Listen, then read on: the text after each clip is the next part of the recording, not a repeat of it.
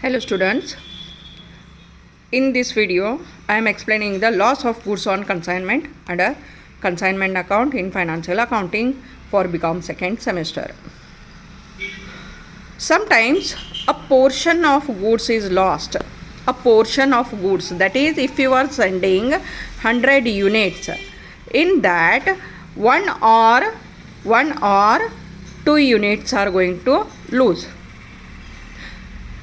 either in transit or after reaching the consignee. Okay, consignor ಏನದನಲ್ಲ, ಕನ್ಸೈನಿಗೆ goods ಕಳ್ಸಾಕತ್ತಾನ. Okay, ಕನ್ಸೈನಿಗೆ ಗೂಡ್ಸ್ ಕಳ್ಸಾಕತ್ತಾನ. ಆ ಕಳಿಸೋ ಹೊತ್ನಾಗ ಟ್ರಾನ್ಸ್ಪೋರ್ಟೇಷನ್ ಒಳಗೆ, ದಟ್ ಈಸ್ ಟ್ರಾನ್ಸಿಟ್ ಅಂತ ಹೇಳ್ತೇವೆ ನಾವಲ್ಲಿ. ಓಕೆ, ಟ್ರಾನ್ಸ್ಪೋರ್ಟೇಷನ್ ಒಳಗೆ or after reaching the consignee, ಅಥವಾ ಕನ್ಸೈನಿ ಮುಟ್ಟಿದ ಮೇಲೆ ಆ ಗೂಡ್ಸ್ ಏನದಾವ ಹಾಳಾಗಿರ್ತಾವ. We lose those consigned goods. We are talking here about the consigned goods. ನೀವೇನು ಕನ್ಸೈನಿಗೆ ಕಳ್ಸಾಕತ್ತಿರಲ್ಲ ಆ ಗೂಡ್ಸದ ಬಗ್ಗೆ ಮಾತಾಡಕತ್ತೀವಿ, ಅವು ಹಾಳಾಗ್ತಾವ. Okay, it happens sometimes because of some of the reasons. Okay, those losses, ಇದೇನು ಲಾಸ್ ಐತಲ್ಲ ಅದನ್ನು ನಾವೇನು ಮಾಡ್ಬೋದು ಅಂತಂದ್ರೆ normal loss and abnormal loss ಅಂತ ಹೇಳಿ ಕ್ಲಾಸಿಫಿಕೇಷನ್ ಮಾಡ್ತೇವೆ. ಇದು ಲಾಸನ್ನು ನಾವು ಏನಂತೇವಿ ಅಂತಂದ್ರೆ ನಾರ್ಮಲ್ ಲಾಸ್ ಮತ್ತು ಅಬ್ನಾರ್ಮಲ್ ಲಾಸ್ ಅಂತ ಹೇಳಿ ಹೇಳ್ತೇವೆ. Then what is normal loss? Normal loss ಅಂದ್ರೆ ಏನು?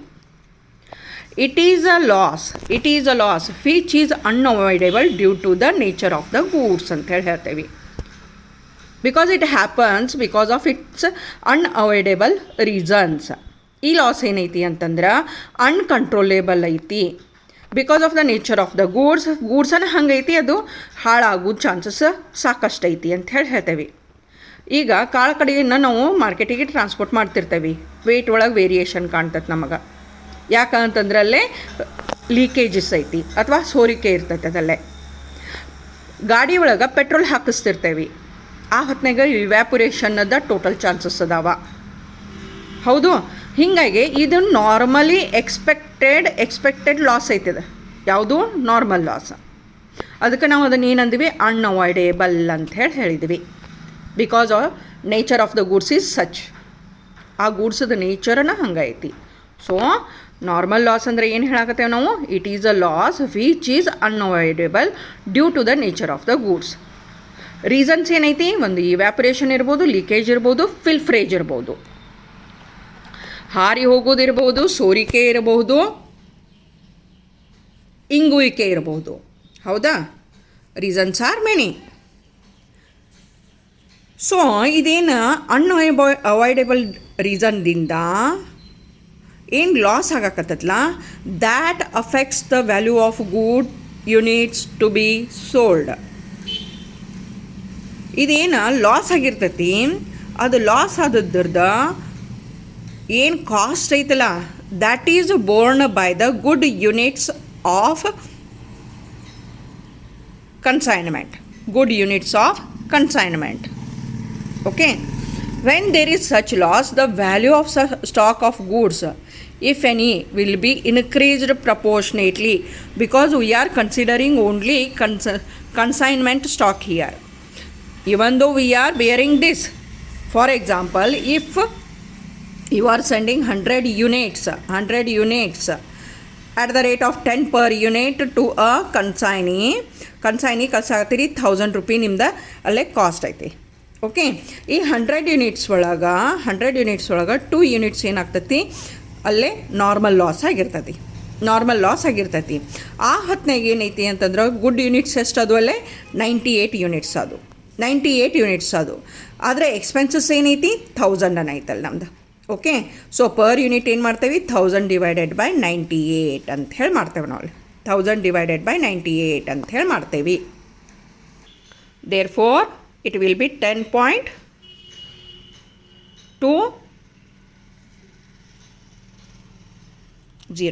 ದ್ಯಾಟ್ ಮೀನ್ಸ್ 10.20 ಅಂತ ಹೇಳಿ ಇಲ್ಲಿ. ಓಕೆ, ಆಗಲೇ ನೀವು ಕಳಿಸೋ ಹೊತ್ತಿನಾಗ ಎಷ್ಟಿತ್ತು? 10 ರೂಪಾಯಿ ಇತ್ತು. ಈಗೇನಾಯ್ತು? 10.20 ಆಯಿತು. ಹಿಂಗೆ ಇದೇನು ನಾರ್ಮಲ್ ಲಾಸ್ ಐತಿ, it is borne by the good units, that is this 98 units. ಈ 98 ಯೂನಿಟ್ಸಿಗೆ ಇವೇನು 2 ಲಾಸ್ ಆದದ್ರದ್ದು 20 ರೂಪಾಯಿ ಇರ್ತೈತಲ್ಲ, ಅದನ್ನು ಹಂಚಿಬಿಡ್ತೇವೆ ನಾವು. 20 ರೂಪಾಯಿ ಹಂಚಿಬಿಡ್ತೇವೆ 98 ಯೂನಿಟ್ಸಿಗೆ. ಓಕೆ, ಸೊ ಹಿಂಗೆ ಅಲೊಕೇಶನ್ ಆಗಾಕತ್ತೈತಿ ನಾರ್ಮಲ್ ಲಾಸದ್ದು. ಇದನ್ನು with example I am explaining here. So A sent 100 kg of oil costing rupees 1700 to B. He paid 260 for freight etc. B sold 80 kg of oil incurring 50 as selling expenses and reported that there was a loss of 2 kg due to normal leakage ಅಂತ ಹೇಳ್ಯಾರ. Here A has sent consignment to B. Okay, he has sent 100 kg of oil, 100 kg of oil to B. Cost of that 100 kg of oil is 1700. Okay, cost 1700 ಐತಿ. The expenses incurred to send those goods is added to the consignment price. Okay, consignment ಪ್ರೈಸಿಗೆ ನಾವೇನು ಮಾಡ್ತೇವೆ? Expenses incur ಏನಾಗಿರ್ತೈತಿ ಅದನ್ನು add ಮಾಡ್ತೇವೆ. Expenses incur that is freight. ಅದೆಷ್ಟೈತಿ? 260 ಅಂತ ಹೇಳೈತಿ. 260 ಅಂತ ಹೇಳೈತಿ. ಟೋಟಲ್ ಎಷ್ಟು ಆತು ಹಂಗಾದ್ರೆ? ಟೋಟಲ್ 1960 ಆಯ್ತು. ಆದ್ರೆ ನೀವು ಕಳಿಸಿದ್ದು ಎಷ್ಟೈತಿ? 100 kg ಐತಿ. ಆದರೆ ನೆಕ್ಸ್ಟ್ ಏನು ಹೇಳಿದರು ಅಂತಂದ್ರೆ ಅವರು there was a loss of 2 kg ಅಂತ ಹೇಳ್ಯಾರ. There was a loss of 2 kg ಅಂತ ಹೇಳ್ಯಾರ. 100 kg ನೀವು ಕಳಿಸಿದ್ರಿ, ಅದರೊಳಗೆ 2 kg ಏನಾಯ್ತು? ಲಾಸ್ ಆಗೈತಿ. ದಟ್ ಈಸ್ ನಾರ್ಮಲ್ ಲಾಸ್ ಅಂತ ಹೇಳ್ತೇವೆ ನಾವು. ಅಲ್ಲಿ ನಾರ್ಮಲ್ ಲಾಸ್ ಆಗೈತಿ ಅಂತ ಹೇಳಾಕತ್ತೇವೆ. ಹಂಗಾದ್ರೆ ಉಳಿತು ಎಷ್ಟು ನಿಮ್ಮಂತೈಕ? 98 kgs. Okay, this 1960 is the cost of 98 kg. 98 kgs. Okay, 98 kg ಅಂತ ಹೇಳಾಕತ್ತೇವೆ ನಾವು ಅಲ್ಲಿ. ಹೌದಾ? ಇದು ಗುಡ್ ಯೂನಿಟ್ಸಿಗೆ ಅಪ್ಲೈ ಮಾಡೋದು ಅಂತ ಹೇಳ್ತೇವೆ. ಈಗ ಪರ್ ಯೂನಿಟ್ ತೆಗೆದಿವಿ ಅಂತಂದ್ರೆ ಬೇರೆನೇ ಬರ್ತಿರ್ತೈತಿ, ಮೊದಲಿಂದ ಬೇರೆನೇ ಇರ್ತೈತೆ ಅದಲ್ಲೇ. ಆದರೆ ಇಲ್ಲಿ ಕನ್ಸೈನ್ಮೆಂಟ್ ಒಳಗೆ ನಾವು ಏನು ಮಾಡಾಕತ್ತೇವಿ ಅಂತಂದ್ರೆ, ಕನ್ಸೈನ್ಮೆಂಟ್ ಅಕೌಂಟ್ ಒಳಗೆ ಏನು ಮಾಡ್ತೇವಿ ಅಂತಂದ್ರೆ, ಬರೀ ನಾವು ಕನ್ಸೈನ್ಮೆಂಟ್ ಸ್ಟಾಕ್ದು ಅಷ್ಟು ಏನು ಮಾಡ್ತೇವಿ ಅಂತಂದ್ರೆ, ಕನ್ಸೈನ್ಮೆಂಟ್ ಸ್ಟಾಕ್ ಏನೈತಲ್ಲ ಅದರದ್ದು ಅಷ್ಟು ನಾವು ನಾರ್ಮಲ್ ಲಾಸದ ಚಾರ್ಜಸ್ ಎಷ್ಟು ಆಗ್ತೈತಿ ಆ್ಯಡ್ ಮಾಡಿದ ಮೇಲೆ ಅದನ್ನು ತೊಗೊಳಕತ್ತೀವಿ. Because we are crediting the sale proceed to consignment account. Consignment account ಒಳಗೆ ನಾವು ಸೇಲ್ ಪ್ರೊಸೀಡ ಕ್ರೆಡಿಟ್ ಸೈಡ್ ಬರೆದಿರ್ತೀವಿ. ಹೌದಾ? ಸೊ ಅದು ಸೇಲ್ ಆದದ್ದು ರೇಟ್ ಏನಿರ್ತೈತಿ, ಪ್ರೈಸ್ ಏನಿರ್ತೈತಿ, ಅದನ್ನು ನಾವು ಕ್ರೆಡಿಟ್ ಹಾಕಾಕ್ತೇವೆ ಕನ್ಸೈನ್ಮೆಂಟ್ ಅಕೌಂಟ್ ಒಳಗೆ. ಹಂಗಾದ್ರೆ ಉಳಿದದ್ದು ಏನು ಕನ್ಸೈನ್ಮೆಂಟ್ ಸ್ಟಾಕ್ ಐತಲ್ಲ, ಕನ್ಸೈನ್ಮೆಂಟ್ ಸ್ಟಾಕ್ ಐತಿ, ಅದನ್ನು ವ್ಯಾಲ್ಯೂಯೇಟ್ ಮಾಡ್ತಿರ್ಬೇಕಾದ್ರೆ ನಾರ್ಮಲ್ ಲಾಸ್ ನಾವು ಕನ್ಸಿಡರ್ ಮಾಡ್ಕೋತೇವೆ. ಅಲ್ಲಿ ನಾರ್ಮಲ್ ಲಾಸಾಗಿ ಕನ್ಸಿಡರ್ ಮಾಡ್ಕೋತೇವೆ. ಈಗೇನಾಯ್ತು ಅಂತಂದ್ರೆ 98 kgಗೆ 1960 ಆತ. ಈಗಿನ್ನ ನೆಕ್ಸ್ಟ್ದು ಏನು ಹೇಳ್ಯಾರ ಅಂತಂದ್ರೆ 80 kg ಸೇಲ್ ಆಗೈತಿ ಅಂತ ಹೇಳ್ಯಾರ. ಓಕೆ, ಇದರೊಳಗೆ 98ದೊಳಗೆ 80 kg ಸೇಲ್ ಆಗೈತಿ ಅಂದಾರ. ಹಂಗಾದ್ರೆ ಉಳಿತು ಎಷ್ಟು? 18 kg ಕನ್ಸೈನ್ಮೆಂಟ್ ಸ್ಟಾಕ್ ಐತಿ. 80 kg ಏನೈತಿ? ಕನ್ಸೈನ್ಮೆಂಟ್ ಸ್ಟಾಕ್ ಐತೆ ಅದಲ್ಲ. ಹೌದು?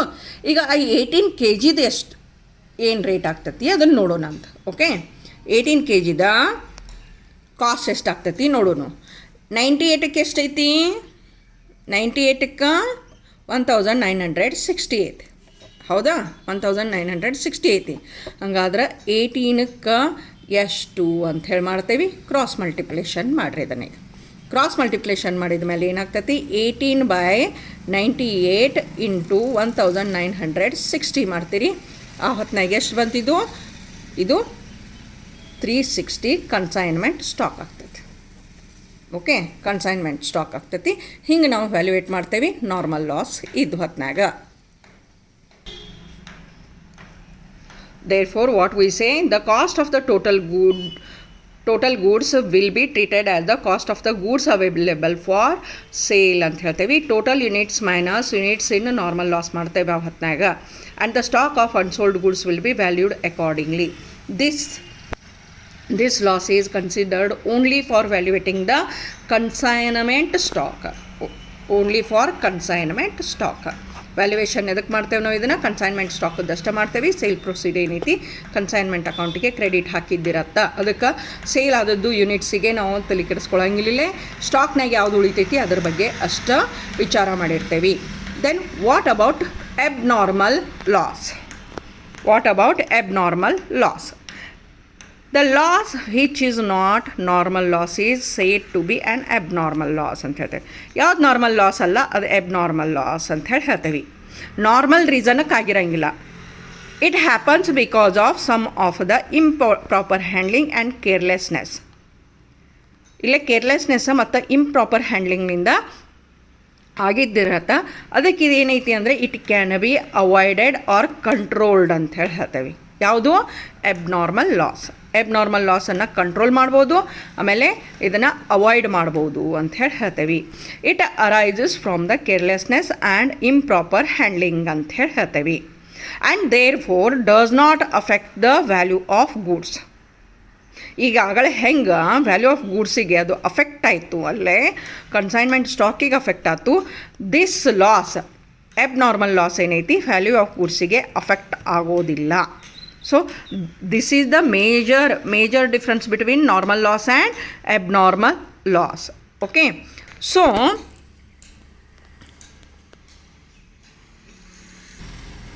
ಯಾವಾಗ ಅಬ್ನಾರ್ಮಲ್ ಲಾಸ್ ನಾವು ಕ್ಯಾಲ್ಕುಲೇಷನ್ ಮಾಡ್ತೇವೆ, it is calculated like stock on consignment.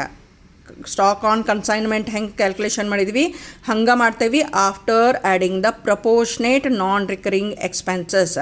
Proportionate non recurring ಎಕ್ಸ್ಪೆನ್ಸಸ್ಸನ್ನು ಆ್ಯಡ್ ಮಾಡಿದ ಮೇಲೆ incurred up to the stage that such loss had occurred. ಎಲ್ಲಿವರೆಗೆ ಲಾಸ್ ಆಕರ್ ಆಗೈತೆ ಅಲ್ಲಿವರೆಗೆ ಏನು ಎಕ್ಸ್ಪೆನ್ಸಸ್ ಆಗೈತಿ ಅದನ್ನು ಆ್ಯಡ್ ಮಾಡ್ಕೊತೇವೆ.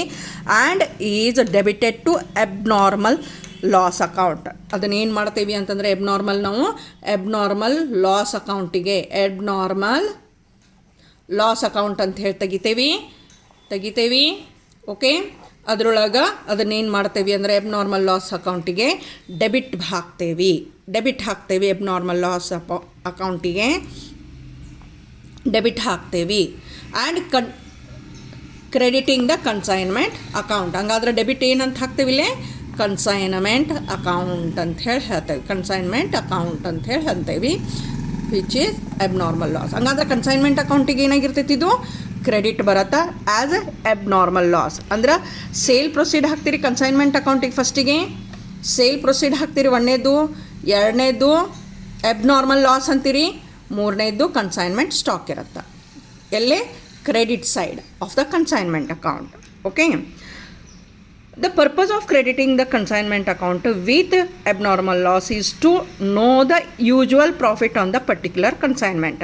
ಅದನ್ನು ಕ್ರೆಡಿಟ್ ಯಾಕೆ ಹಾಕ್ತೇವೆ ಅಂತಂದ್ರೆ ನಮಗೆ ಆ ಕನ್ಸೈನ್ಮೆಂಟಿಂದ ಆ್ಯಕ್ಚುಲಿ ಎಷ್ಟು ಪ್ರಾಫಿಟ್ ಆಗೈತಿ ನೋಡ್ಬೇಕಾಗಿರ್ತದೆ ನಮಗೆ. ಅದಕ್ಕೆ ನಾವು ಅದನ್ನು ಕ್ರೆಡಿಟ್ ಹಾಕಾಕತ್ತೇವೆ. However if the goods are insured the claim amount from the insurance companies credited to abnormal loss account. Okay, abnormal loss ಅಕೌಂಟಿಗೆ ಕ್ರೆಡಿಟ್ ಹಾಕ್ತೇವೆ ಬೈ ಬ್ಯಾಂಕ್ ಅಕೌಂಟ್ ಅಂತ ಹೇಳಿ. ಇದೇನೈತಿ ಕ್ಲೇಮ್ ಅಮೌಂಟ್ ಬಂದಿರತ್ತಾ, ಇಲ್ಲೇ ಕ್ಲೇಮ್ ಅಮೌಂಟ್ ಬಂದಿರತ್ತಾ. ಓಕೆ, ಈಗೇನು ಡಿಫ್ರೆನ್ಸ್ ಅಮೌಂಟ್ ಇರತ್ತಲ್ಲ, ಇದು ಡಿಫ್ರೆನ್ಸ್ ಅಮೌಂಟ್ ಇರತ್ತಲ್ಲ, ಅದನ್ನೇನು ಮಾಡ್ತೇವೆ ಅಂತಂದ್ರೆ P&L ಅಕೌಂಟಿಗೆ ಟ್ರಾನ್ಸ್ಫರ್ ಮಾಡ್ತೇವೆ. ಇಫ್ ಇಟ್ ಈಸ್ ಡೆಬಿಟ್ ಹಾಕೋದು ಯಾವಾಗ ಇದು ಲಾಸ್ ಇರತ್ತಾ, ಯಾವಾಗ ಡೆಬಿಟ್ ಅಮೌಂಟ ಹೆಚ್ಚಿರತ್ತೆ, ನಿಮ್ಮದು ಡೆಬಿಟ್ ಅಮೌಂಟ್ ಹೆಚ್ಚಿರತ್ತಾ, ಅದನ್ನು ಕ್ರೆಡಿಟ್ ಸೈಡ್ ತೊಗೊಂಬಂದಿರ್ತೀರಿ. ತೊಗೊಂಬಂದ ಇಲ್ಲೇನು ಡಿಫ್ರೆನ್ಸ್ ಅಮೌಂಟ್ ಇರತ್ತಲ್ಲ ಇದನ್ನು P&L ಅಕೌಂಟಿಗೆ ಟ್ರಾನ್ಸ್ಫರ್ ಮಾಡ್ತೀರಿ. Loss is transfer to P&L account. Okay, claim ಅಮೌಂಟ ಕ್ರೆಡಿಟ್ ಹಾಕ್ತೀರಿ ಇಲ್ಲೇ. ಆಮೇಲೆ ಉಳಿದಿದ್ದ ಅಮೌಂಟ್ ಏನಿರ್ತೈತಲ್ಲ ಲಿಟಲ್ ಬಿಟ್ ಅಮೌಂಟ್ ಇರ್ತೈತಿ, ಅದನ್ನು ನಾವು ಅಬ್ನಾರ್ಮಲ್ ಲಾಸ್ ಅಕೌಂಟಿಗೆ P&L ಅಕೌಂಟಿಗೆ ಟ್ರಾನ್ಸ್ಫರ್ ಮಾಡ್ತೇವೆ. Okay, it is the usual procedure. abnormal account ಬಗ್ಗೆ ಆಯಿತು. Then how we are going to calculate the value of stock and abnormal loss under this situation. Abnormal ಲಾಸ್ದ ಟೈಮ್ನಾಗ ಅದನ್ನು ಹೆಂಗೆ ನಾವು ಕ್ಯಾಲ್ಕುಲೇಷನ್ ಮಾಡ್ತೇವೆ. ಒಂದು 100 ಆರ್ಟಿಕಲ್ಸನ್ನು ನಾವೇನು ಮಾಡಿದ್ದೀವಿ ಅಂತಂದ್ರೆ 100 ಆರ್ಟಿಕಲ್ಸ್ ಆ್ಯಟ್ 500 rupees ಈಚ್ ನಾವೇನು ಮಾಡೇವಿ ಕನ್ಸೈನಿ ಕಳಿಸೇವಿ. Okay, so it is 50,000 rupees consignment. And the consignor paid freight insurance of 3,000. Okay.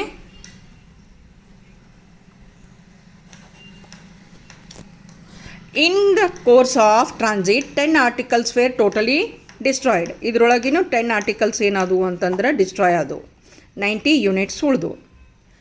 ಅದರೊಳಗೆ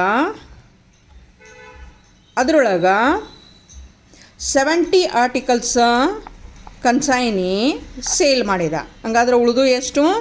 ಇದು ಎಬ್ನಾರ್ಮಲ್ ಲಾಸ್ ಐತಿ, ಇದು ಎಬ್ನಾರ್ಮಲ್ ಲಾಸ್ ಐತಿ. ಈ 20 ಏನೈತಿ? ಕನ್ಸೈನ್ಮೆಂಟ್ ಸ್ಟಾಕ್ ಐತಿ, ಕನ್ಸೈನ್ಮೆಂಟ್ ಸ್ಟಾಕ್ ಐತಿ. ಓಕೆ, ಇದು ಸೇಲ್ ಐತಿ, ಸೇಲ್ ಪ್ರೊಸೀಡ್ ಐತಿ. ಇದು ಯೂನಿಟ್ಸ್ ಬಗ್ಗೆ ಆತ. ಇನ್ನು ಅಮೌಂಟ್ ಒಂದು 50,000 ರೂಪಾಯಿ ಕನ್ಸೈನ್ಮೆಂಟ್ ಐತಿ, 3,000 ಕನ್ಸೈನರ ಎಕ್ಸ್ಪೆನ್ಸಸ್ ಮಾಡಿದ್ದೈತಿ. ಇನ್ನೂ ಏನೈತಿ ಅಂತಂದ್ರೆ 900 rupees ಏನೈತಲ್ಲ, 900 rupees ಕನ್ಸೈನಿ ಎಕ್ಸ್ಪೆನ್ಸಸ್ ಮಾಡ್ಯಾನ, ಕನ್ಸೈನಿ ಎಕ್ಸ್ಪೆನ್ಸಸ್ ಮಾಡ್ಯಾನ. ಓಕೆ, ಇದು ಇನ್ಫಾರ್ಮೇಷನ್ ಆತ. How we are going to valuate the consignment stock and abnormal loss. ಫಸ್ಟಿಗೆ ಎಬ್ನಾರ್ಮಲ್ ಲಾಸ್ ಮಾಡೋಣ. Calculation of abnormal loss. Calculation of abnormal loss. Cost price of abnormal loss ಎಷ್ಟೈತಿ? 10 units at the rate of rupees 500. So ಎಷ್ಟಾಯ್ತು? 5,000. Okay. Non-recurring expenses on 100 articles. Add non-recurring expenses.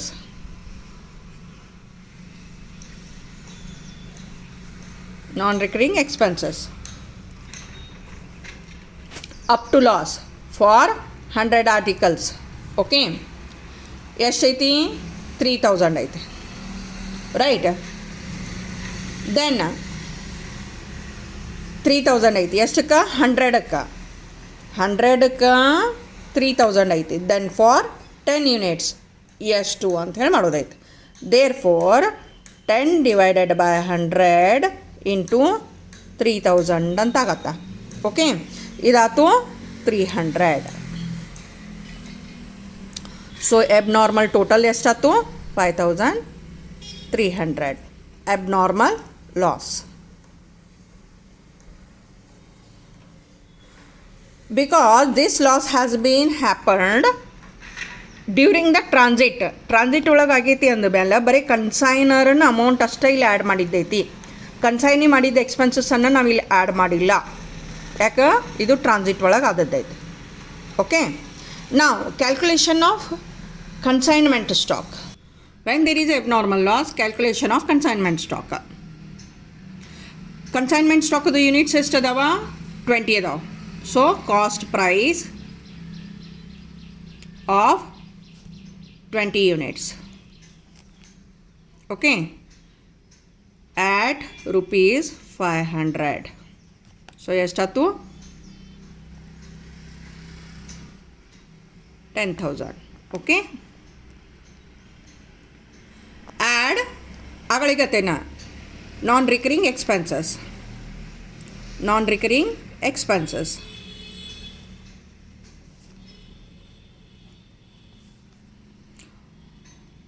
For 100 articles,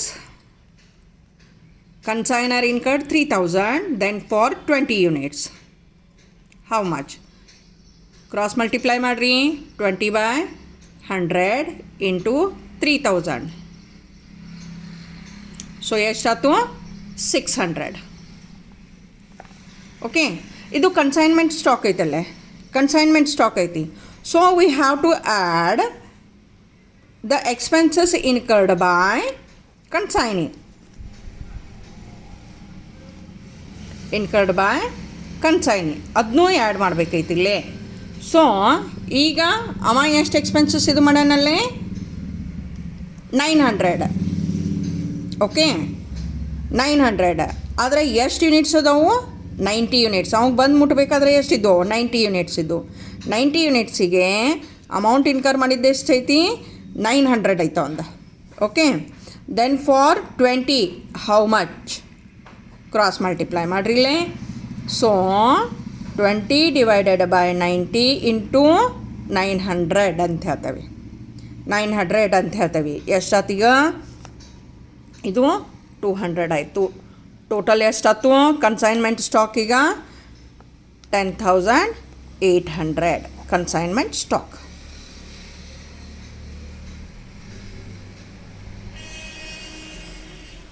so abnormal loss ಇದ್ದಾಗ calculation of consignment stock ಈ ರೀತಿಯಾಗಿ ಮಾಡಾಕತ್ತೇವಿ. Abnormal loss calculation ಹೆಂಗೆ ಮಾಡಾಕತ್ತೇವಿ? Abnormal loss account ಹೆಂಗೆ maintain ಮಾಡ್ತೇವಿ? Okay, ಆಮೇಲೆ normal loss ಇದ್ದ ಹೊತ್ನಾಗ ನಾರ್ಮಲ್ ಲಾಸ್ ಆದಂಥ ಯೂನಿಟ್ಸ್ದ ಅಮೌಂಟನ್ನು ಹೆಂಗೆ ಗುಡ್ ಯೂನಿಟ್ಸಿಗೆ ನಾವು ಅದನ್ನು ಅಪ್ಲೈ ಮಾಡ್ತೇವೆ. ಕನ್ಸೈನ್ಮೆಂಟ್ ಸ್ಟಾಕ್ ಹೆಂಗೆ ಕ್ಯಾಲ್ಕುಲೇಷನ್ ಮಾಡ್ತೇವೆ ಮತ್ತು normal loss and abnormal loss meaning ಮತ್ತು ಅದರ ನಡು ಇರ್ತಕ್ಕಂಥ ಡಿಫ್ರೆನ್ಸಸ್ ಎಕ್ಸ್ಪ್ಲನೇಷನ್ ಕೊಟ್ಟಿದ್ದೀನಿ ನಾಳೆ. Please like, share, subscribe my channel for more videos on consignment account in financial accounting BCom second semester. Thank you.